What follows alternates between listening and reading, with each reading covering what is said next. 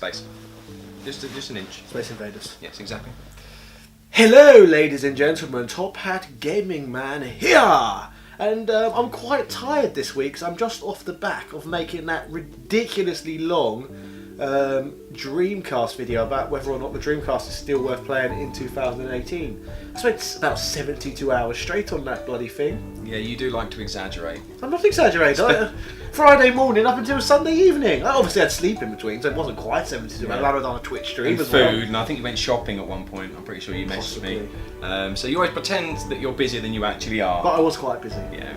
Yeah, so did you learn about the Sega Dreamcast by watching that video? I didn't watch it. I get too much of you in real life.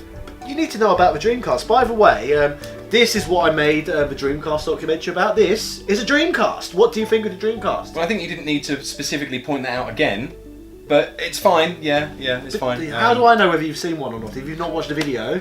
Of course, right, first of all, of course I've seen one. It's a Dreamcast. It's very my era kind of stuff. Second of all, we were playing it on stream the other night on twitch.tv/Top Hat Chat. You're ruining the magic now. Free plug. So of course I've seen one.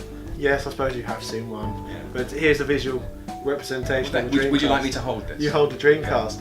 But did you know that this is compatible with this? See, that I've never seen before.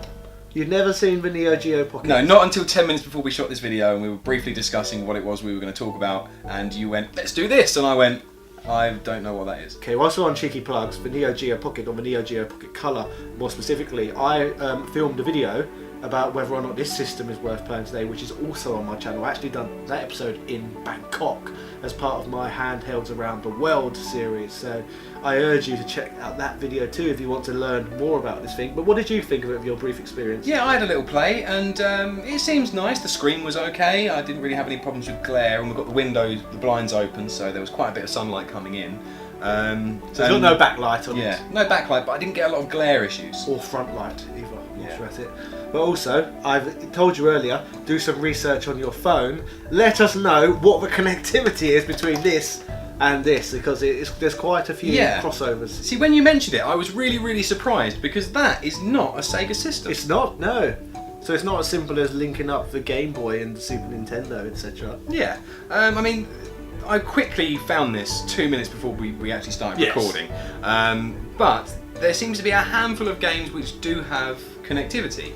The first one I'm going to butcher the name of. It looks like it says something like Bikuriman 2000 Viva Festival.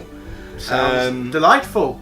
But it doesn't actually say how it links, apparently. Okay. It just does. That's it. Okay, yes. What so that's the first bit. Capcom versus Snk Millennium Fight 2000. A good one. We'll link to Snk versus Capcom Match of the Millennium.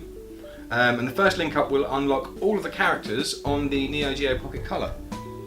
So you don't actually really need to play it. So really, it's a little bit like, it's like an amiibo, isn't it? I suppose so. You put it on top and it adds features rather than... But it adds features to the amiibo.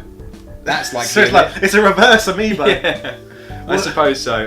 The other things, in the second one, if the game is... Capcom vs SNK 2, there's connectivity with it that will... If the Neo Geo one is completed, it will link up and unlock everything on the Dreamcast game. So that does the reverse. So it literally is an amiibo with that one. Yeah. There's connectivity with Cool Tune and Cool Jam. You can upload your character data to the Neo Geo Pocket Color and download some data from it, apparently. Okay. King of Fighters, you can upload ability points to the Neo Geo Pocket Color, and you can download striker data and levels onto the Dreamcast, so backwards and forwards. King of Fighters Dream Match 99 links to King of Fighters R2. Upload making mode attributes to the Neo Geo Pocket Color, and download points from the Neo Geo Pocket Color. So really, I suppose all of this is just a silly gimmick for connectivity.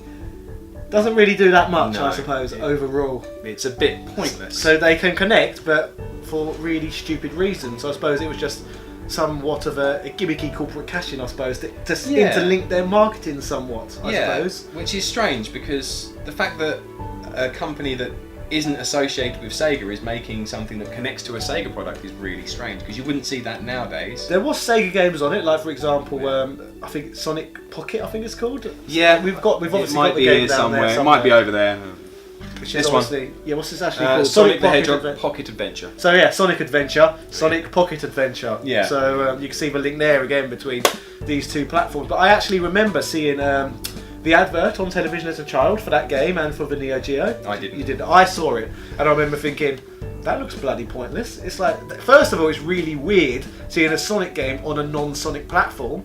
Secondly, I've already got Sonic the Hedgehog on my Game Gear in colour, so I could already play that anyway. And I didn't think that this personally looks as impressive as the Game Gear, because the Game Gear had a backlight. Yeah.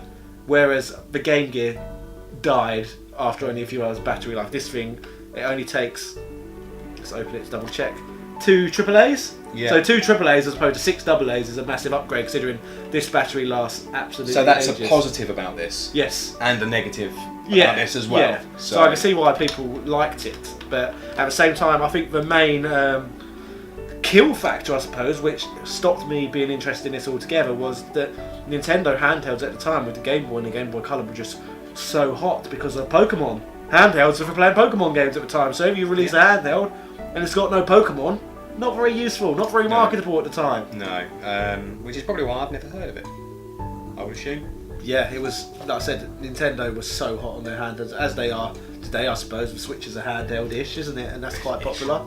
So the Neo Geo was set to die, really, although, same as the Dreamcast. This got killed by the Nintendo handhelds, which were Goliaths, with loads of hyperbole around them. And again, the Dreamcast died because of all the hyperbole surrounded by the PlayStation 2. Most of which was fake news as well, which we will point out, which I go over in my video if you've not watched it yet. Yes. And you're going to do a separate one about the PS2 as well. I am. I think I'm going to do a video at some point how the PlayStation 2 was built on lies. Yeah. Next year on Top Hat Gaming Man. Yes, how the PlayStation 2 was built on lies.